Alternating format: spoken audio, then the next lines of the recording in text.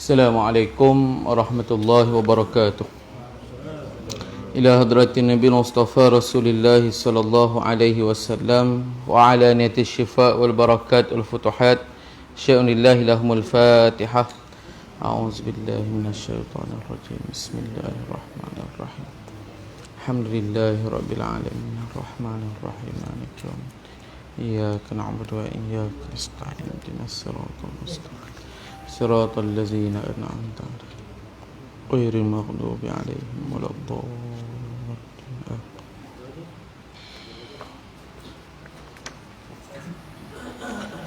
الحمد لله الذي بنعمته تتم الصالحات.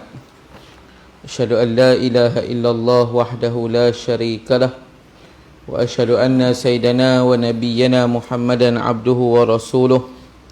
Allahumma salli wa sallim wa zid wa barik ala Sayyidina Muhammad wa ala alihi wa ashabihi wa man da'a bi da'watihi ila yaumiddin amma ba'. Subhanaka la ilma lana illa ma 'allamtana innaka antal alimul hakim. Rabbi shrah li sadri wa yassir li amri wahlul 'uqdatam min lisani yafqahu qawli. Waj'al li wazira min ahli wa la hawla wa la quwwata illa billahil aliyyil azim. La hawla wa la quwwata illa billahil aliyyil azim. La hawla wa la quwwata illa billahil aliyyil azim. Wa nas'alullaha at-tawfiq wal hidayah ila siratal mustaqim. Amin ya rabbal alamin.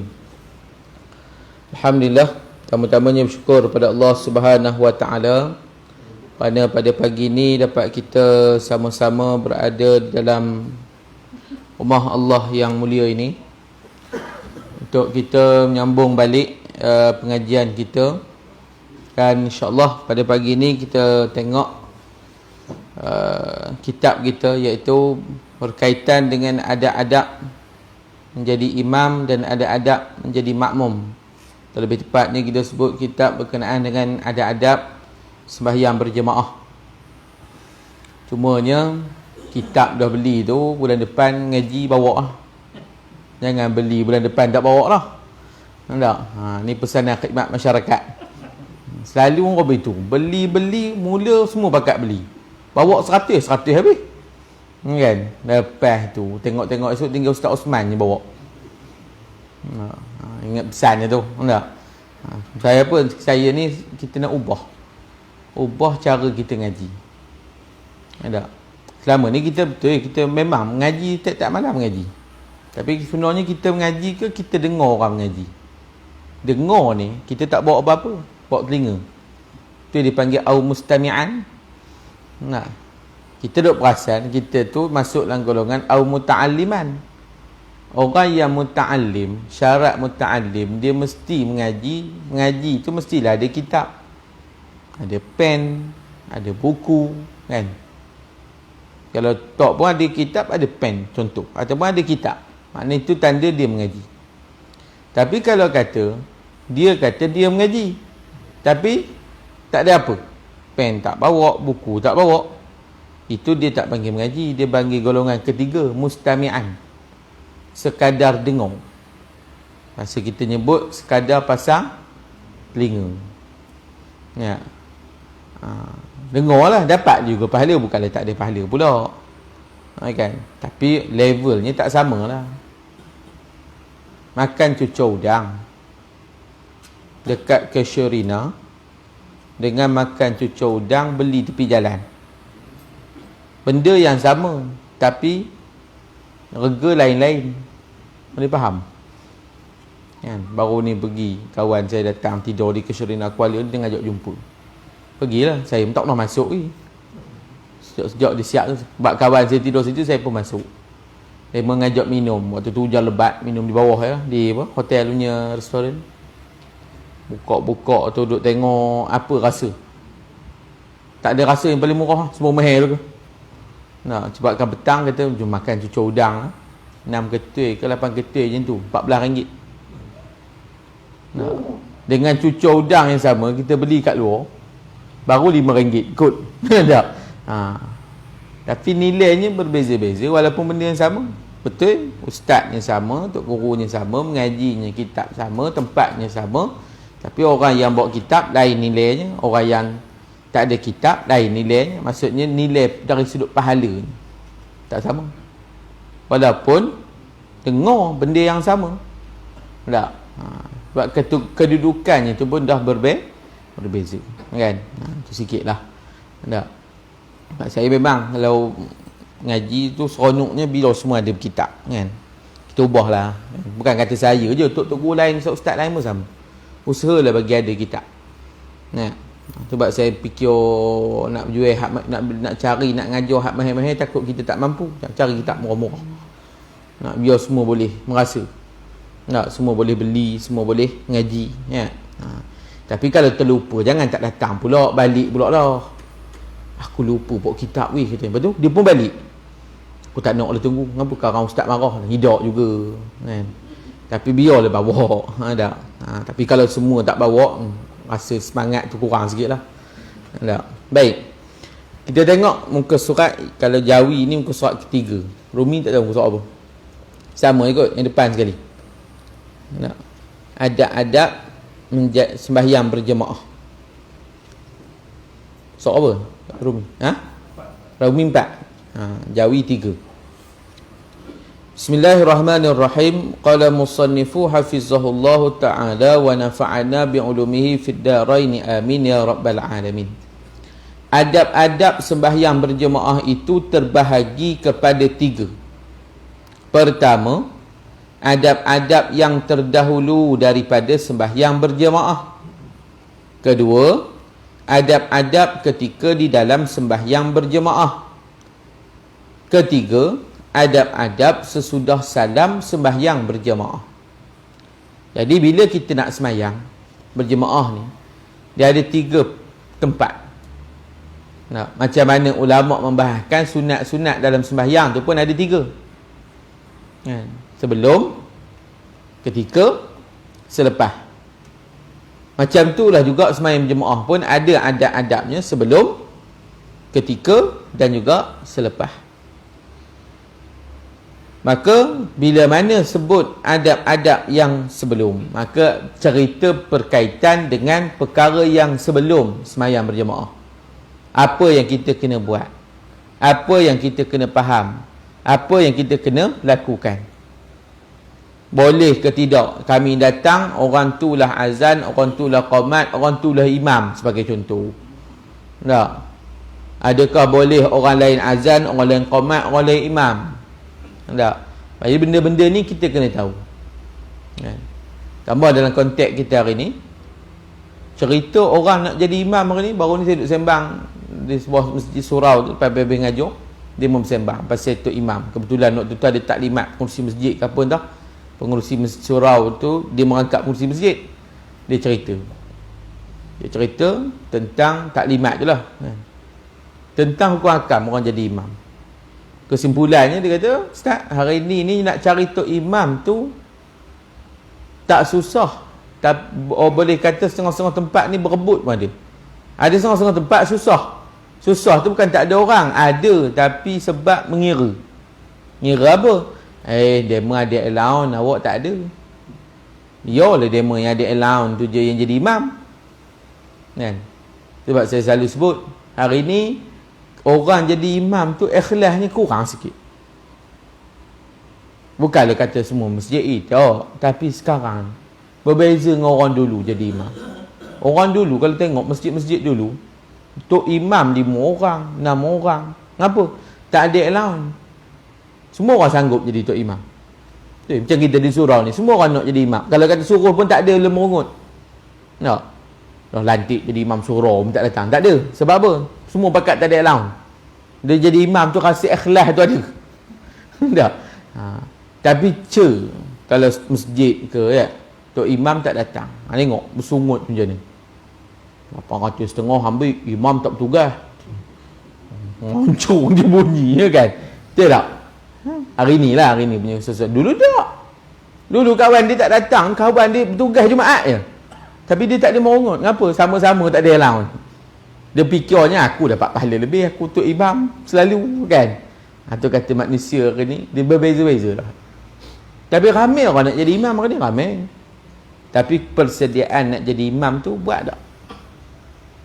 Persediaan kita nak jadi tok imam tu kita tahu tak? Persediaan kita nak jadi makmum kita tahu tak? Siap tak? Ini penting. Jadi makmum ada persediaan. Jadi imam pun ada persediaan. Tu sebabnya kena ada tahu sekurang-kurangnya ada. Tak, kita tak cerita bab dia akan cerita juga hukum hakam tu, tapi mungkin kalau kata kita detailkan terus lah. Ya, kalau disentuhkan nanti insya-Allah. Baik. Jadi katanya ada pun adab-adab yang terdahulu daripada sembahyang berjemaah itu, iaitu 9 perkara. Adab-adab yang terdahulu, maknanya ada adab sebelum sembahyang berjemaah itu ada 9 perkara. Yang pertama fadilatus salatil jamaah, yakni kelebihan sembahyang berjemaah. Solat berjemaah adalah syiar agama Islam yang sangat nyata dan sangat dituntut dalam agama. Hukumnya adalah sunat muakkad di dalam perkampungan orang Islam. Bahkan ada sebahagian ulama mengatakan hukumnya fardu kifayah. Sabda Nabi sallallahu alaihi wasallam, salatul jamaah tafdalu salatal fazzi bi 27 darajah. Muttafaqun alaih an Ibnu Umar. Artinya sembahyang berjemaah itu melebihi pahalanya akan sembahyang berseorangan dengan 27 darajat. Di sini Tuan Musannif kita memulakan tentang fadilat ataupun kelebihan seseorang itu sembahyang berjemaah. Maka dikatakan sembahyang jemaah ni adalah perkara yang memang dituntut. Jelas cerita dah sebelum ni. Dalam mazhab kita Syafi'i, dalam mazhab apa sekalipun, semuanya sangat-sangat dituntut sembahyang berjemaah ini. Cuma hukum kepada sembahyang berjemaah ni secara asasnya adalah sunat muakkad yang sangat-sangat dituntut. Tak? Malah dikatakan fardu kifayah. Maksudnya satu kewajipan yang mana perlu didirikan, perlu diadakan di satu kawasan, satu tempat, perkampungan ataupun perhimpunan orang Islam. Mesti didirikan sembahyang berjemaah. Dan terangkat fardu kifayah itu bila mana didirikan di tempat umum. Maksudnya tempat umum ni surau, masjid, balai sah, menesah. Balai sah ni orang Kelantan. Orang Perak menesah. Kita buat sembahyang mana kat mana? Kat menesah. Orang dulu jarang nyebut surau ni. Masjid lah. Ya mana? Menesah, dari menesah katanya. Menesah ni madrasah ni asal sekolah. Madrasah ni sekolah. Tapi orang kampung ni dia bubuh nama surau tu madrasah ataupun menesah. Kenapa dikata madrasah ataupun menesah? Sebab kadang-kadang, iyalah macam cerita tadi, di surau ni dia memang tempat orang mengaji, tempat orang belajar. Dulu ni orang jadi tok imam di kampung, imam masjid, asalnya dia tok imam surau. Asalnya dari surau tu naik pangkat jadi tok imam masjid dulu. Dululah. Dia tu tok imam surau mana? Dia tok imam surau Pancor. Dia ni tok imam surau Tebin. Dia ni tok imam surau Darat. Lepas tu sekarang tengok sekarang semua pakat jadi imam masjid dah lah. Itu surau-surau tu. Surau tu ada imam baru pula. Yang lain pula training situ. Nah. Qalu jahat yang di masjid, yang di surau ni pula naik pula. Tu sebab tok imam masjid dulu semua veteran-veteran, surau pula muda-muda. Dulu. Sebab dia berlatih. Ya dah bukan senang tuan-tuan jadi tok imam ni. Ya, pucat. Tak suruh tok imam main Zuhur pun pucat. Utara tak berbunyi, surah Allahu Akbar je. Sami Allahu liman hamidah je yang kuatnya. Itu pun berpeluh. Pasang aircon pun bercerah peluh-peluh. Apa yang ni keyuk katanya. Awak tak boleh lah gemuruh no rasa sungguh. Benda tak biasa buat. Bukan kata macam apa-apa benda pun sebab kena berlatih. Kena latih. Ceramah ke, khutbah ke. Bukan benda yang boleh mau terus. Tapi kena latih dan kena belajar. Jadi surau ni lah, kadang-kadang surau ni tak adalah segan sangat.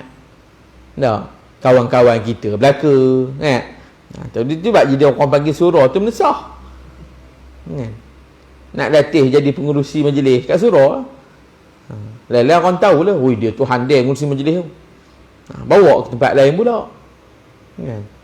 Dia tu handai berucap tu. Asalnya kat surau tu apa? Dia belajar baca kitab taklim. Baca kitab Fadail Amal, kan? Baca kitab hadis-hadis. Baca je. Tapi lama-lama dia dah berani. Ni ada confident. Duduk di depan dan sebagainya. Benar tuan-tuan, bukannya senang. Tambah jadi ustaz, lagi susah.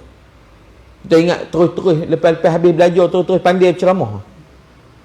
Taubat. Berhenti kan? Saya ni cerita lah. Dulu waktu mula-mula kuliah tu, saya tak tengok orang, tak boleh nak macam ni, tak boleh lah ni musim-musim tak lah. Tahu saya tengok apa? Saya waktu mula-mula tu, ingat Ustaz Jamal so saya ganti dia ceramah Maulid Nabi. Waktu tu tengah belajar ni. Tapi siang, orang perempuan. Kuliah perempuan lah. Pergi. Tapi ada dulu 3-4 orang lelaki. Pergilah. Pergi. Saya ceramah Maulid ni. Saya tak tengok orang. Saya tengok pintu. Dalam pintu tu, tengok je dalam pintu tu. Cakap tu kira tengok apa kita bawa tu, tengok dalam pintu. Orang dia ingat kita tengok orang, sebenarnya tengok pintu. Bukan senang.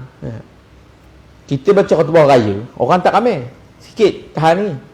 Saya baca khutbah Jumaat. Mula-mula sekali khutbah Jumaat saya baca, Masjid Faldalasah. Tu, Masjid Faldalasah. Itulah masjid yang mula-mula saya imam khutbah Jumaat. Dr. Fadil panggil tazkirah. Saya memang ngajar situ bulan-bulan. Kalau dia panggil tazkirah, khutbah. Mula tak khabar suruh khutbah. Itu ustaz khutbah sekali. Itu pulak. Naik tu. Yang tu saya tak tengok orang. Lagi ramai. Felda tahu lah. Itu saya tengok kipah. Ni cerita melawak-melawak tapi betul. Apa? Gayat. Risau. Dia mula-mula. Tapi dah lama-lama. Tak ada dah lah. Tapi kena belajar lah. Kena latih. Kalau tidak sampai bila kita jadi orang pemirah. Tak berani sudah. Sudah tak berani jadi imam. Sudah tak berani bercakap depan orang. Benda tu kena latih. Tu sebab orang dulu dia panggil surau tu menesah. Dan antara sebabnya tujuannya latihan. Selain daripada menesah tu dulu pun sekolah rakyat situ. Kan? Sekolah rakyat di situ. Bawah sekolah, atas tempat semayang. Tapi hakikatnya itulah dia. Proses pembelajaran itu. Tak berbeza-beza. Tapi kena buat, didirikan jemaah itu di tempat umum, di tempat awam. Bila kata tempat umum, tempat awam ni tempat yang dikatakan ada masjid, ada surau, maka mesti didirikan. Sebagai contoh waktu PKP itu. Dia semayang 3 orang je boleh kat masjid tu. Maka mesti juga didirikan jemaah tu di masjid. Sebabnya tak ada istilah masjid tu tutup. Masjid tetap buka. Orang je tak boleh datang. Kecuali 3 orang. Berdosa tak qariah waktu tu? Tak berdosa. Sebab ada 3 orang ni duduk semayang. Tapi boleh jadi berdosa. Kalau 3 orang ni tak amanah, tak datang tugas. Rupanya ada azan. Tok bila seorang ni. Tok imam tak datang. Tok siap tak datang. Alasan COVID contoh. Tak berani keluar. COVID katanya. Tok imam tak datang. Nyudah dia seorang ni. Iaitu berdosa dah sekabut. Sebab tak berlaku jemaah. Atau ustaz, dia lah kat surau tak ada kumus semayang berjemaah di rumah. Tak kira. Di rumah tu tempat khas, tempat kita. Rumah kita. Itu tak dipanggil terangkat fardu kifayah bagi kawasan kelompok orang Islam. Tapi kalau kata kita duduk di taman kita tu, rumah kita je orang Islam. Hak lain semua orang bukan Islam. Lain semua orang Cina, orang India. Ada lah orang Islam, tapi orang panggil apa, nak mendirikan berjemaah secara kumpulan tu agak mustahil. Sebab tak ada surau, tak ada tempat yang khusus. Nah, ada pun ada 3 je keluarga Islam, ada 5, kuranglah daripada 40, bahasa mudah nak sebut. Mana kalau kata nak buat jemaah je pun, kalau nak buat surau pun tak pula model lah, bahasa mudah. Tak. Pemaju pun nak bagi tapak pun dia kata, kau ada 5 je keluarga Islam. Kalau semua orang bukan Islam, tak badan. Nah, kau pergi dia cari surau dekat-dekat. Jadi hak tu tak dosa sebab kita duduk bukan di kawasan majoritinya orang Islam. Tapi kalau kata taman kita ni, kampung kita ni memang majoriti Islam. Tak. Ataupun sama banyak. Kalau rumah sini ada 100 pintu, 50 pintu orang Islam, 50 pintu orang bukan Islam. Maka itu dipanggil ada, maknanya ada keupayaan untuk kita dirikan berjemaah. Ada tapak pula boleh buat surau, ada tempat pula boleh disewa dan sebagainya, maka mesti didirikan juga salat berjemaah untuk melepaskan tuntutan fardu kifayah. Nah, walaupun kita faham fardu kifayah ni orang lain buat, kita tak payah. Tapi hakikatnya tuan-tuan, sebenarnya kalau kita faham mudahnya, belajar perkara berkaitan fardu kifayah tu tetap wajib. Sebagai contoh, urusan orang mati. Kita selalu sebut, urusan orang mati ni dah ada untuk imam kita, ustaz kita, 2-3 orang boleh ngurus dah. Kita tak boleh belajar, tak apa. Tak boleh. Belajar tetap kena belajar. Cerita orang mati, buat ngapan, buat mandi, buat nanam, buat semayang tetap juga kena belajar. Cuma dari sudut melepaskan tuntutan, yang itu betul. Kalau dah ada 2-3 orang buat, selamatlah yang lain. Dah ada dah. Kalau nak mandi mayat, buat apa sampai 20 orang mandi? 6 orang cukup lah, 3 orang cukup lah, 4 orang cukup lah. Nah, takkan sampai 20 orang, jenuh lah. Orang ni pegang sini sikit, orang ni pegang sikit, bukan. Cukup lah 4 orang ada, 4 orang cukup. Tapi kalau kat tempat ni tak ada orang yang lain. Maksudnya dia belajar benda tu. Boleh buat benda itu. Itu sebab jangan dia ingat, alah fardu kifayah je, biar demo je lah belajar, awak tak payah, tak kena. Belajar tu tetap hukum dia wajib. Cuma pelaksanaan dia tu jadi berbeza-beza. Baik, ulama sebut juga tentang fadilat sembahyang berjemaah ni, selain daripada hukumnya sunat muakkad, di sana juga sembahyang berjemaah ni hukum dia ada 7, sama macam yang lain. Pertama, yang dipanggil fardu ain. Ada perkara juga wajib berjemaah. Tak boleh tak sembahyang jemaah. Iaitu sembahyang Jumaat. Sembahyang Jumaat, tuan-tuan tak boleh pergi sembahyang seorang-seorang di rumah. Tak boleh. PKP baru ni, anak lelaki kita ada 5 orang balik, duduk sekali di rumah, kita buat sembahyang Jumaat. Tak boleh. Sembahyang Jumaat tu mestilah didirikan di tempat yang telah ditetapkan, yang telah dikhususkan secara ijma' dalam mazhab kita, tak, secara jumhur dalam mazhab kita Syafi'i. Tempatnya mesti ada, tempatnya mesti khusus dan dibenarkan untuk didirikan Jumaat. Contoh surau tuan-tuan. Surau kita ni buat Jumaat sepanjang tempoh PKP. Itu dibenarkan. Maksudnya, selagi mana PKP ni berjalan, maka selagi itulah surau kita ni boleh buat Jumaat. Sebab ditentukan tempat. Tapi besok, PKP habis, maka habislah cerita sembahyang Jumaat tu. Tak ada dah. Kita nak ke mana pula rumah ni, Ustaz? Baliklah ke masjid kampung Keledang. Dengan masjid Ghufran. Tak? Jangan tak ingat jalan ke masjid, sudah. Aku dah lama ke surau ni, katanya. Seronok pula masa semayang ni surau, kan? Maknanya apa? Itu orang panggil hukum dia. Secara umumnya begitu. Maksudnya kita semayang di surau apa semua tempat Jumaat tu mesti wajib. Itu sebab kerajaan Perak, Tuanku Sultan perkenan untuk surau-surau ni yang ada kemampuan untuk dibuka. Paling minimum 40 orang. Surau yang mampu muatkan 40 orang boleh buka untuk buat Jumaat. Sebab apa? Keperluan. Supaya melepaskan kewajipan semua orang Islam di Perak ni boleh semayang Jumaat. Itu yang katakan 40 orang. 40 orang yang boleh Jumaat. Baik.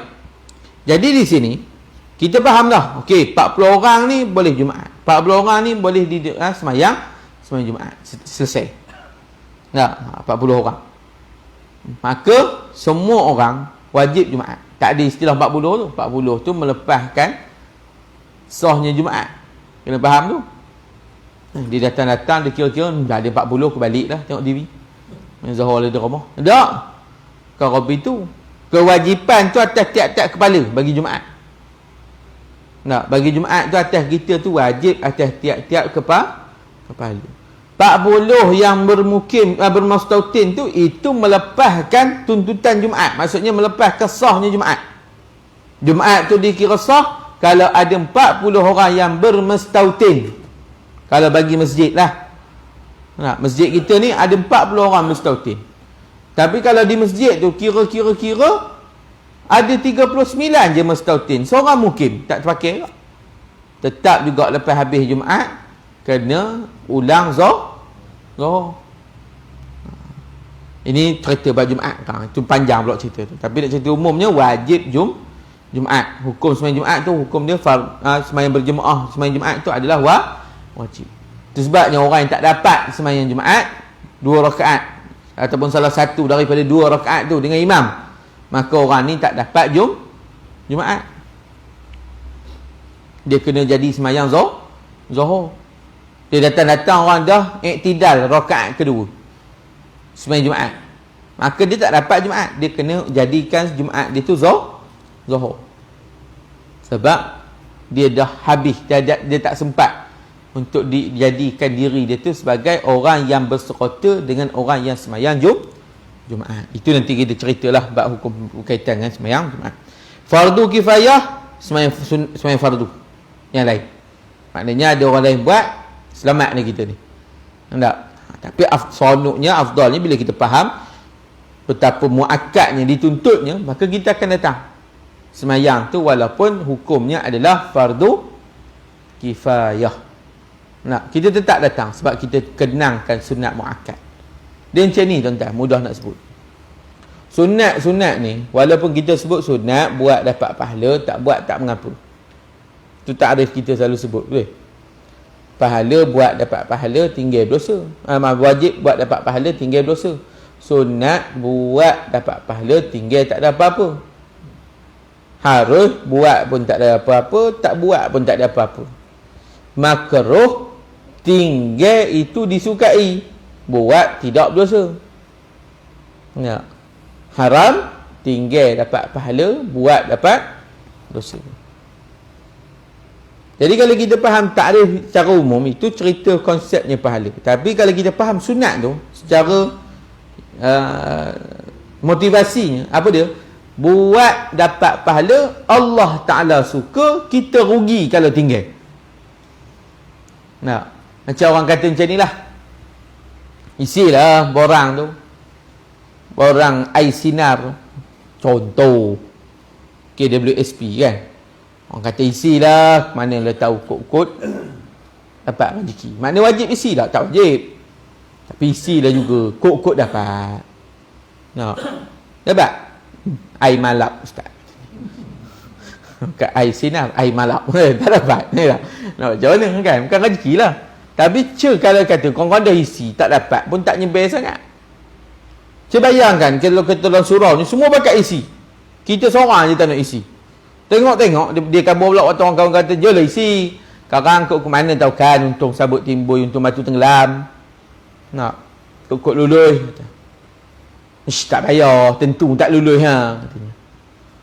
Kau musah lah berangan katanya. Orang lain pun isi nohin je. Dia seorang je buat nohin. Tiba-tiba semua bakat dapat. Dia tak dapat. Agak-agak dia rasa pun. Nyesal aku tak isi. Kalau aku tahu, macam tu lah juga pahala ni. Orang lain semua bakat buat, kita je malas. Tak?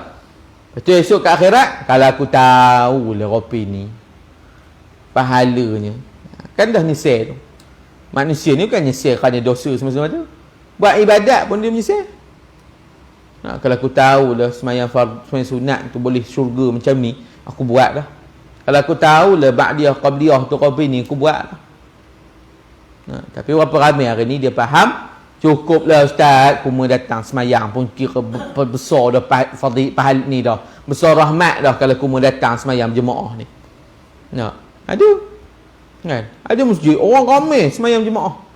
Tapi bila habis je isyak, lepas Tok Imam beri salam, semua berderu keluar balik. Kadang-kadang tinggal kita je semayang sunat seorang. Tok Imam pun semayang jugalah, malu ke ustaz. Tok Siok lagi syok, dia tutup lampu, tinggal satu lampu je bawah Tok Imam dengan ustaz tu. Yang lagi syok Tok Imam, Tok Siok dah tak tahan, dia jerit tengah kita semayang. Jangan lupa ya, tutup lampu, awak balik dulu katanya. Pintu tu rapat je katanya. Kita tengah semayang.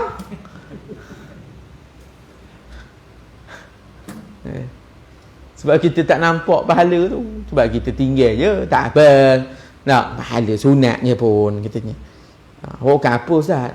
Balik tu cepat sikit tu kan apa? Saja je lah katanya. Kotlah dia semain sunat dia rumah. Tidak juga. Kan?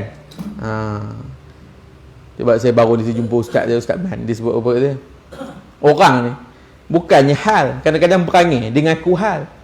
Hal ni apa? Dalam tasawuf ni adalah orang-orang sufi ni kedatangan hal. Hal ni dia tak sedar pun apa dia buat. Itu memang betul. Ada dalam orang-orang sufi kan. Dia dah sampai tahap level dia lah. Tapi ada orang dia tak sampai level tu pun, tapi dia berasa dia tu ada hal. Sebenarnya tu bukan hal, tu perangai, kata dia ustaz saya. Tak? Memang perangai yang Robert tu. Dia ustaz, dia hal dia tu, dia tak semain sunat di surau dengan masjid ni, dia main di rumah. Tak mengkalanya hal, mungkin ikut dia balik rumah. Kalau betul hal betul, kita tengok pun tahu. Ni dak memang dia PA nya Robert tu, memang aku tak ada semayang pun, katanya dak. Balik-balik dapat remote, selamat di dunia akhirat. Tak? Sebab dia elok lah zaman akhir zaman ni, bayang je siap-siap di surau ni, di masjid kan. Usah dia pegagah juga nak buat warak balik ke rumah tu kan. Tak barang lah. Kalau kita tak meyakini pula, orang kata ustaz ni, dia yang tak buat, udah lah orang lain buat. Iyalah kalau buat, alhamdulillah. Jadi masalahnya kopi tu cerita saya tadi tu. Kononnya buat tapi kopi tu jugalah. Tak? Baik. Jadi itu satu kepada fardu kifayah. Kemudian sunat berjemaah pada semayang-semayang sunat. Sunat berjemaah pada semayang-semayang sunat, semayang raya. Sunat berjemaah. Boleh tak semayang raya seorang-seorang dalam rumah? Boleh. Hari tu kita dah buat dah pun, PKP tu. Tak? Kan dia memang tak semayang. Tak semayang Ustaz. Kenapa? Tak ada orang nak baca khutbah. Ya Allah. Tak baca khutbah pun, tuan-tuan baca je, tuan-tuan semayang je sunat 2 rakaat, selesai lah. Tak baca khutbah tak apa. Habis-habis Assalamualaikum warahmatullahi, Assalamualaikum warahmatullahi, udah. Baliklah. Kan? Ni tak tahu lagi ni kan, duk riuh kata nak PKP balik lah apa semua kan. Ma'yazubillah tak larat dah raya tak boleh berjalan ni. Tak? Lagi yang sadis tu Ramadan tu. Semayang di rumah dengan semayang di masjid lain rasa. Tu memang lain. Memang kita duduk di rumah semayang jemaah juga. Tapi lain. Tak ada selawat ramai-ramai, tak ada riuh. Yang paling penting tak ada moral. Tak mahu. Kan? Dia jadi orang panggil apa? Kita doa lah, janganlah. Kesian orang Kuala Lumpur pun kita kesian juga. Kan? Kesian kat dia. Baik, kemudian itu 2. Yang ketiga, yang keempat, harus semayang berjemaah ni harus je pada solat sunat yang tak dituntut berjemaah. Contohnya majlis sembahyang sunat duha berjemaah. Contoh. Hukum sembahyang sunat duha berjemaah tu, sembahyang berjemaah duha tu harus. Dia tak sunat, wajib lagi lah tidak. Dia tak sunat, maka boleh buat, boleh tak buat. Janganlah marah pula orang buat. Orang kita ni dia gemuk marah. Apa sembahyang hajat nak berjemaah ni? Katanya, ya Allah, biarlah. Dia nak sembahyang jemaah. Apa sembahyang duha berjemaah ni? Nabi tak pernah buat. Dia kira Nabi tak pernah buat. Mana dia tahu, kita pun tak tahu. Tak. Tapi iyalah, memang tak ada pun. Tak, memang tak ada pun. Cuma jangan dilarang. Benda tu masih dalam lingkungan harus. Atau yang makruh Ustaz? Makruh ataupun dipanggil khilaful aula dulu. Khilaful aula ni apa? Menyalahi yang aula. Apa dia? Sembahyang berjemaah dalam keadaan imam sembahyang tunai, makmum sembahyang qada, ataupun imam sembahyang qada, makmum sembahyang tunai. Macam mana pula imam sembahyang qada, makmum sembahyang tunai? Tok imam dah sembahyang zuhur dah dia rumah. Ataupun tok imam dah sembahyang subuh dah. Azan ni subuh 6 suku tadi dia terus sembahyang. Habis mayang, aku pergi surau lah dengan ngaji begini. Elok sampai, alhamdulillah sampai juga tok imam. Aku menunggu ustaz tak sampai-sampai. Nah, tu tok imam. Macam mana tok imam? Tok imam dah main subuh lah.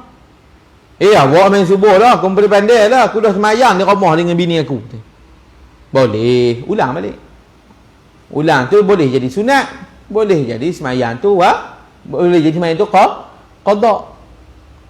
Nah, ulang balik tu kita yang adatan orang panggil. Kita main subuh lagi sekali tak salah. Tapi dia jadi sunat lah. Sebab kita kena syarat berjemaah lah. Bukanlah semayang duduk di rumah tak ada pasal-pasal, ulang lagi main subuh lah. Biar banyak sikit. Itu tak ada khoja. Ini ceritanya ialah kita duduk di rumah, kita duduk di surau. Ya. Kita duduk di rumah, datang surau orang tak semayang lagi. Kita ulang balik semayang subuh ke zuhur ke apa ke. Maka kita boleh jadikan sembahyang tu qada ataupun sembahyang tu sembahyang sunat. Maksudnya kita imam tak ada masalah. 4 rakaat tak ada masalah. Tak, ikutlah kaifiat sama. Cuma perbuatan tu khilaful aula sebab imam niat lain, imamnya sembahyang lain, makmumnya sembahyang lain. Maksud lain ni apa? Lain orang panggil fardu. Seorang fardu, seorang sunat. Seorang fardu dua-dua wajib tapi satu memang fardu, satu lagi wajib kerana qada. Lain. Maka khilaful aula kalau berlaku dua situasi begitu. Makmum tu fardu, imam qada, makmum qada, imam fardu. Maknanya khilaful aula ni menyalahi yang aula. Aula ni sama-sama niat yang sama. Kalau sama-sama qada, jemaah lah sama-sama qada. Kalau sama-sama fardu, jemaah lah sama-sama fardu. Tapi mana kita nak tahu orang tu qada ke tidak? Takkan nak tanya seorang-seorang, betul? Ada. Ngomong main apa? Yuk, mereka main apa? Tanya seorang-seorang. Okey, semua fardu. Okey, baru kita sembahyang. Oh, jenuh betul. Tak? Tak kisahlah, kan? Tapi khilaful aula. Makruh apabila kita berimam kan orang yang fasik ataupun ahlul bid'ah. Ahli bid'ah ni bukannya tok imam bab kunut apa semua orang duk bahas tu. Ahli bid'ah ni adalah bid'ah pada akidah. Ahli bid'ah ni dia bid'ah pada akidah. Dia tak syirik, dia tak jadi kufur, tapi dia adalah pegangan-pegangan dia tu menyalahi jumhur dalam akidah. Menyalahi ijma' dalam akidah. Jadi benda tu kita boleh ikut dia tapi makruh. Makruh. Contoh orang yang dia duk rasa dia je betul, orang lain semua tak betul, contoh. Orang lain je semua tak, orang lain semua bid'ah. Sebenarnya dia tu bid'ah. Tak? Sebagai contoh. Ataupun tok imam kaki minum arak. Izbillah. Tak, tok imam kaki minum arak. Dia duduk di rumah minum arak. Orang tahu tapi orang tak pernah nampak dia ni botol arak memang banyak. Pernah sekali Ustaz kami jumpa dia keluar, mau mulut dia bawa arak semua. Tapi datang surau dia tok imam. Contohlah. Boleh tak ikut? Boleh. Tetapi makruh. Sebab tok imam tu fasik. Tok imam tu fasik. Dan yang terakhir haram ikut tok imam atau bersembahyang berjemaah, haram. Tapi ada haram yang sah, iaitu kita sembahyang berjemaah di tempat yang dirampah. Tempat yang dirampah ataupun tempat yang dirampah secara haram, bukan rampah kerajaan, rampah tu lain. Ni rampah secara haram, kita rampah tanah orang. Lepas tu kita semayang atas tu. Bukan buat surau tak, kita semayang atas tu. Semayang atas tanah yang kita rampas secara zalim ataupun secara paksa, yang tidak ada terkait dengan undang-undang. Maknanya bahasa mudahnya tanah curi. Macam contoh gini lah, sembahyang, kita semayang pakai baju curi, semayang sah, tapi perbuatan mencuri baju tu haram. Tak? Tu beza tu. Tak? Tu yang katakan perkara yang haram tapi sah. Contohnya lagi apa? Menceraikan seorang isteri dalam keadaan dia haid. Ya. Kan? Talak isteri dalam keadaan dia mengandung dan sebagainya lah. Nah, perbuatan tu sah tetapi haram. Itu contoh. Nah, ada yang haram dan tak sah. Apa dia? Haram ikut orang semayang mayat, kita semayang zuhur. Tak boleh. Tok Imam semayang mayat, kita semayang zuhur. Allahu Akbar. Tok Imam pun Allahu Akbar, takbir kedua, kita pun Allahu Akbar, rukuk. Tak boleh. Tak, sebab Tok Imam semayang jenazah, kita semayang fardu. Tak boleh. Ataupun Tok Imam semayang gerhana ikut kaifiat tamam, kaifiat yang sempurna tu, 2 kali rukuk. Kita ngikut semayang zuhur ataupun isyak ataupun maghrib, tak boleh. Sebab kaifiatnya berbeza. Itu yang dikatakan haram dari sudut hukumnya tadi. Tak? Sabda Nabi SAW, yang atas tu, tak masuk lagi tu, bawah tu. Tak? Salatul jamaah tafdalu salatal fadhi bi 27 darajah. Wallahu a'lam. Tanda tang situ. Sabda Nabi SAW. Sebab ada jamuan pagi ni, kena berhenti awal sikit. InsyaAllah. Jadi bulan depan jangan lupa bawa kitab. Itu je lah pesanan khidmat masyarakatnya, kan? InsyaAllah. Nanti kita sambung pada kuliah yang akan datang. InsyaAllah. Ada soalan? Tak ada? Ya.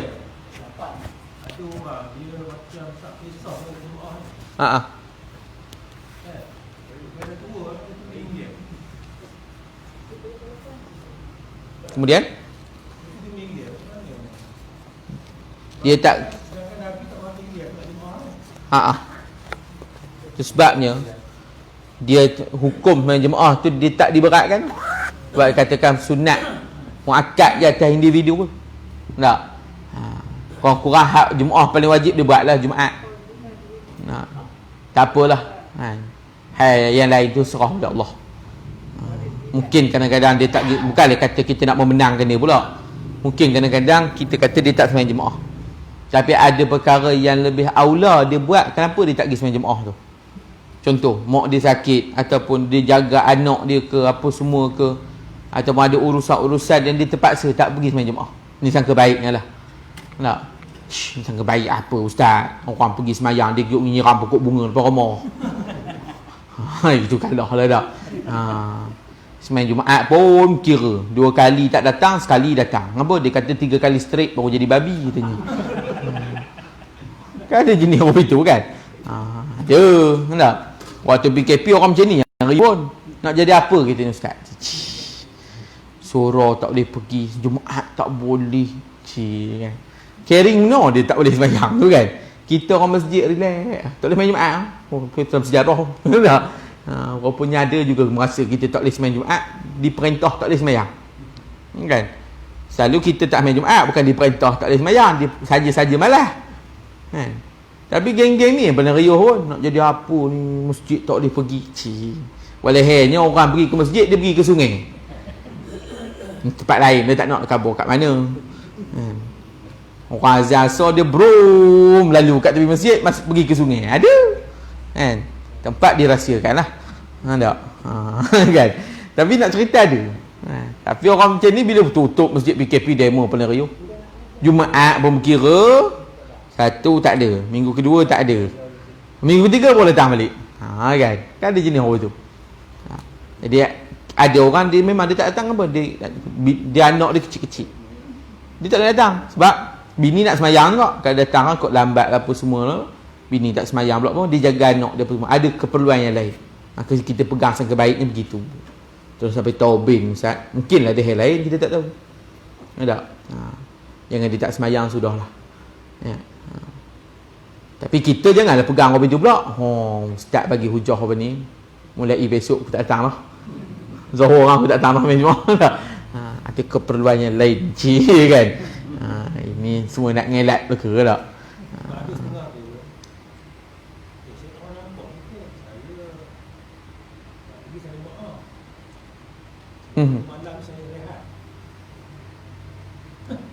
Itu kalah lah. Itu hair dia masing-masing lah. Tak? Tak ampun pada Allah SWT. Mudah-mudahan mungkin ada kebaikan-kebaikan lain yang dibuat kita tak tahu. Allah Allah. Cukup lah insyaAllah. Orang perempuan pula nak ngaji 7.30 pun. Jangan keluar surah masjid. Duduklah terus. Wallahu a'lam bissawab. Al-Fatihah. A'udzubillahi minasyaitonirrajim. Bismillahirrahmanirrahim. Rabbil alamin arrahmanir rahim maliki yaumiddin. Na'budu wa iyyaka nasta'in ihdinas siratal mustaqim siratal ladzina an'amta 'alaihim.